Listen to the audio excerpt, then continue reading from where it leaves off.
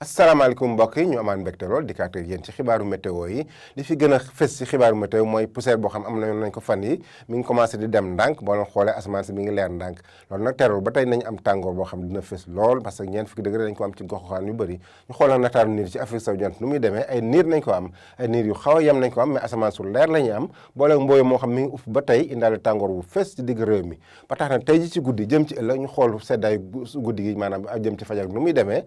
ñaar fukki degré lañu am ci goxuxaan yu bëri ak ñaar fukki degré lu tegal xaw na tax naa sedd tuuti diggante Sédhiou ak Kolda foofu fukki degré juróom-ñett la ñuy am fukki degré juróom-ñett ñu am ko Ndar diggante Podor tam ñu am fukki degré juróom-ñett ñaar fukki degré benn ñu am ko ci goxuxaan yu bëri lu mel ni Ndakaaru côté Thiès ba côté Diourbel mais raw gàddu gi nañ ko am fële ci Tambacounda na am ñaar fukki degré ñeent ñaar fukki degré ñeent tam ñu am ko Kaolack ñaar fukki degré ñeent sax nañ ko am Kédougou asamaan soo xam dina leer ak ñaar fukki degré yoo xam diggante Matam ak Bakel ñu xool nag tàngooru bëccëg gi nu muy demee mu ñu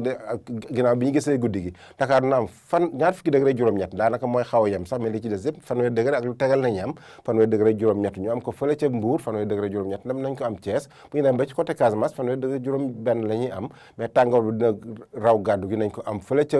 diggante Kaffrine ak Tambacounda ñeent fukki degré rek benn ñeent fukki degré yi sax nañ ko am ci digg réew mi maanaam boo leen xoolee diggante Fatick Diourbel Kaolack